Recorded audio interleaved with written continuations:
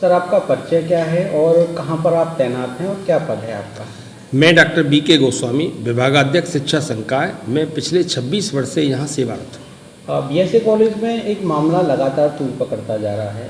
कुछ वित्तीय अनियमितताएं पाई गई हैं और जांच में ये खुलासा हुआ है कि जो जांच कमेटी है उसके द्वारा कई बार ट्रांजैक्शन किया गया है और एक मोटी रकम को जो है निकाल कर चट कर दिया गया है। इस संबंध में मेरा ये आपसे अनुरोध है भाई साहब कि यहाँ एक तो ग्रांट एंड एड का पार्ट है और दूसरा सेल्फ फाइनेंस का पार्ट है।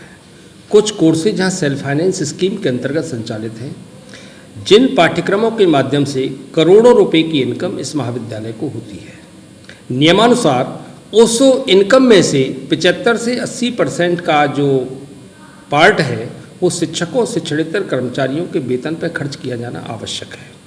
लेकिन यहाँ पे उल्टा हो रहा है। यहाँ पे मुश्किल से 20% पार्ट तो शिक्षक और कर्मचारियों के वेतन पर खर्च किया जा रहा है। 80% में से 10% बमुश्किल यहाँ की बिल्डिंग के मेंटेनेंस पर खर्च किया गया होगा, बाकी 70% वो कॉलेज से बाहर जा रहा है। ये महाविद्यालय स्वयं अनुदानित महाविद्यालय है जो कि स्वयं अनुदान प्राप्त करता है, लेकिन इस महाविद्यालय के द्वारा अपने निजी संस्थानों को अनुदान दिया गया है।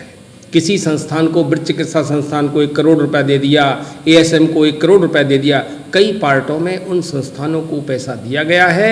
वहाँ पैसा देने का एक ही कारण है कि वहाँ पैसा एक बार दे दिया जाए, फिर वहाँ से ले लिया जाए।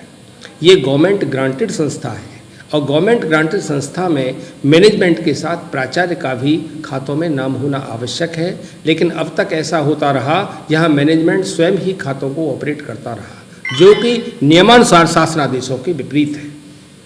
अब तक महालेखा परीक्षक और शिक्षा निदेशक उच्च शिक्षा, वित्त नियंत्रक इलाहाबाद, DM साहब के द्वारा, VC साहब के द्वारा, स्वयं डिप्टी रजिस्ट्रार फंड सोसाइटी के द्वारा वित्तीय अनियमितताओं की जांच की जा चुकी है, जिसमें सो कॉल्ड मैनेजमेंट को यहाँ 2011 से वैधानिक रूप से कोई मैनेजमेंट नहीं है।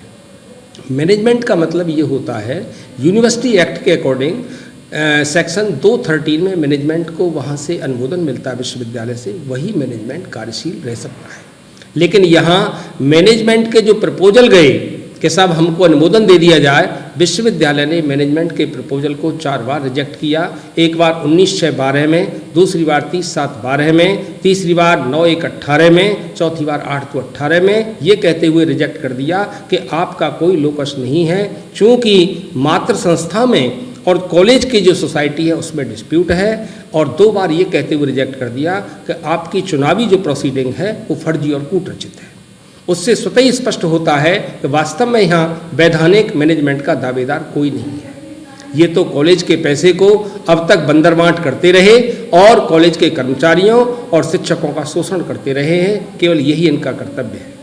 कितने की धनराशि जो है वो अब तक गबन कर चुके हैं? जो तथाकथित कमेटी के जो मेंबर रहे हैं कौन कौन हैं? वैसे मैं आपको प्रमाण भी दे दूंगा, लेकिन अनुमानित 500 करोड़ से अधिक रुपए की धनराशि व्यय की जा चुकी है। और वास्तविक रूप से देखा जाए, यदि इन लोगों की सो कॉल्ड जो अपने आप को मैनेजमेंट कहते हैं, इन लोगों की संपत्तियों की जांच करा ली जाए, आय से अधिक संपत्ति की, तो उसमें खुलासा हो जाएगा कि ये संपत्ति कहाँ से अर्जित हुई।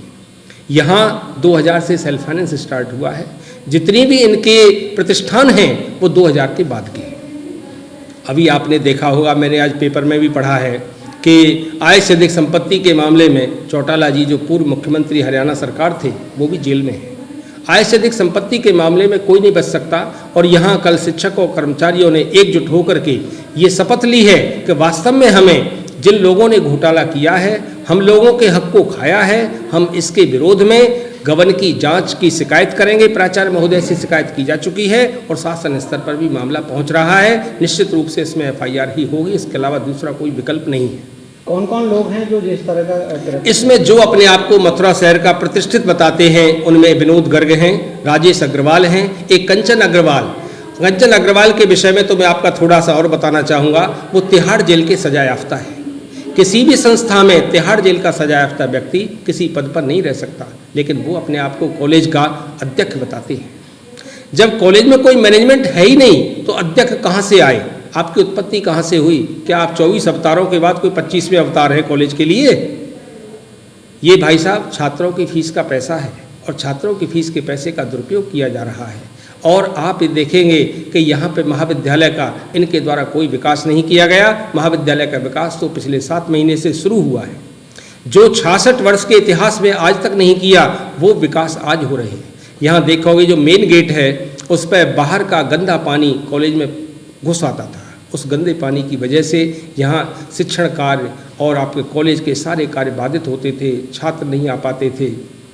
आज व्यवस्था ये हो रही है कि प्राचार्य महोदय उस गेट की वाली जगह को ऊंचा करवा रहे हैं, 2.5-3 फुट ऊंचा करवा रहे हैं, जिससे बाहर का जो गंदा पानी आए वो ना आ पाए। यहाँ शिक्षा के लिए आप देखोगे बच्चे यहाँ पढ़ने के लिए आते हैं, फीस देते हैं, लेकिन पिछले वर्षों में आप देखेंगे पढ़ाई का कोई माहौल यहाँ नहीं रहा। आज स्थिति ये हो रही है कि जब से 7 महीने से प्राचार्य महोदय आए हैं यहाँ पढ़ाई का माहौल दोबारा से शुरू हो गया। सर अभी आपने एक बताया था कि जो खाते सीज किए गए हैं वो किन किन के खाते सीज किए गए हैं और जो धनराशि निकाली गई है वो कब निकाली गई थी? 2011 में भाई साहब स्टार्टिंग में यहाँ डिस्प्यूट शुरू हुआ 2011 से, और 2011 से ऐसा डिस्प्यूट शुरू हुआ कि स्टेट बैंक ऑफ इंडिया ने खाते इनके सीज करने ही वाले थी। स्टेट बैंक ऑफ इंडिया उससे एक दिन पहले ही इन्होंने एक ही खाते से 5-5 हज़ार का ट्रांजैक्शन करके एक ही दिन में 2-3 दिन के अंदर इन्होंने 70-75 हज़ार लाख रुपए निकाल दिए। 5-5 लाख रुपए 5-5 लाख रुपए का ट्रांजैक्शन करके शायद 2-3 दिन में, वो तो स्टेटमेंट भी होगा तो मैं आपको प्रस्तुत कर दूंगा, उसके माध्यम से आप स्वयं देख लेंगे 2-3 दिन में क्या ज़रूरत पड़ी 5-5 लाख रुपए ट्रांसफ़र करने की। इन्होंने HDFC में अपना एक खाता खोल लिया, HDFC में अपना एक नया खाता खोल लिया, जबकि नियमानुसार HDFC में 2011 में खाता नहीं खोला जा सकता था, और जो खाता खोला गया था उसमें प्राचार्य और सेक्रेटरी दोनों के संयुक्त हस्ताक्षर से खोला जाना था, लेकिन इन्होंने अध्यक्ष और सेक्रेटरी के नाम से खाता खोला। और जब HDFC से लेन देन बंद हो गया तो एक केनरा बैंक में खाता खोल दिया। अभी रिसेंटली आप देखेंगे तो इन्होंने यहाँ एक ATM लगवाया स्टेट बैंक ऑफ इंडिया का, उस ATM के पैसे को भी ये लेते रहे, जबकि ATM का पैसा कॉलेज में ATM लगा है तो उसका पैसा कॉलेज में ही आना चाहिए। अब आज स्थिति ये हो रही है, यहाँ आप देख रहे हैं महाविद्यालय में आपको अच्छा अनुशासन, स्वच्छ वातावरण, चारों तरफ हरियाली जो दिखाई दे रही है। यहाँ बच्चों के खेलने की व्यवस्था नहीं थी। प्राचार्य महोदय ने बच्चों के खेलने के लिए सारे संसाधन अपने निजी स्रोतों से जुटाए हैं। बच्चों के खेलने के लिए बैडमिंटन कोर्ट और अनेकों प्रकार की खेल की सुविधाएँ उपलब्ध कराई गई हैं।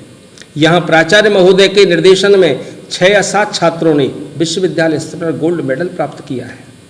अब जो है शिक्षक और शिक्षणेतर कर्मचारी स्वयं को आराम में महसूस कर रहे हैं। काम करने से कोई जी नहीं चुराना चाहता, लेकिन चक्कर ये है कि जब उनको तानाशाही दिखाई देती थी तब वो अपने आप को असुरक्षित समझते थे। आज कॉलेज का वातावरण पूर्णतः सुरक्षित है। हर आदमी चैन से अपना नौकरी कर रहा है, समय पर वेतन मिल रहा है। वेतन जो लेट हुआ था उसकी वजह भी यही लोग हैं। इन्होंने वेतन न मिलने के लिए काफ़ी प्रयास किए, बैंक में जाकर के मैनेजर को मिसगाइड किया ये कहते हुए कि हम मैनेजमेंट के सेक्रेटरी हैं। जब मैनेजर ने इससे एविडेंस मांगा तो इनके पास कोई एविडेंस नहीं था। सर आपका परिचय मैं जानना चाहूँगा, और कॉलेज में जो वित्तीय अनियमितताएं पाई गई हैं क्या कुछ कहना चाहेंगे उनके बारे में? देखिएगा, मैं डॉक्टर UK त्रिपाठी कॉमर्स में हूँ। जहाँ तक वित्तीय अनियमितताओं का सवाल है कि प्रबंध समिति 2011 से अनुमोदित नहीं है, और 2011 से अनुमोदित न होने के बावजूद बहुत सारा कंस्ट्रक्शन होता रहा। चूँकि एक तरीका होता है कंस्ट्रक्शन कराने का कि उसके टेंडर निकलते हैं, टेंडर निकले नहीं हैं। चूँकि शिक्षक जो फीस आती है वो स्टूडेंट्स की आती है, और जो स्टूडेंट्स की फ़ीस आती है उसी फीस में से टीचरों को भुगतान भी होता है, लेकिन टीचरों को बहुत एक अल्प पैसा दिया गया। और बाकी कंस्ट्रक्शन में, अब वो कंस्ट्रक्शन में किस तरीके से क्या अपनाया गया, इसका जो शासन स्तर पे और आपके विश्व स्तर पे कहीं ना कहीं जांच चल रही है।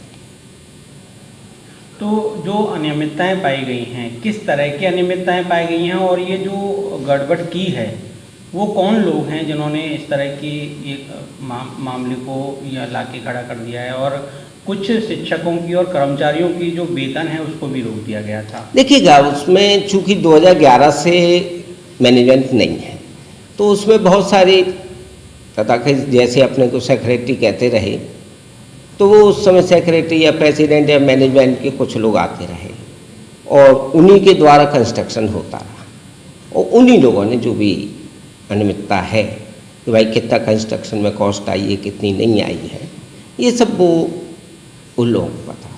मैं नाम जानना चाहूँगा, कौन लोग हैं ऐसे जो इस तरह के कृत्य को अंजाम दे रहे थे?